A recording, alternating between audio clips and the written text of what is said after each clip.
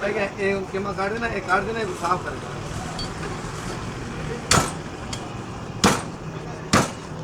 ये नाजरीन बकरे ने जो ग़िज़ाएँ खाई हैं वो सारी उसके मुंह में मौजूद हैं इस वक्त। ये देखें, इसे बोलते हैं ज़ुबान।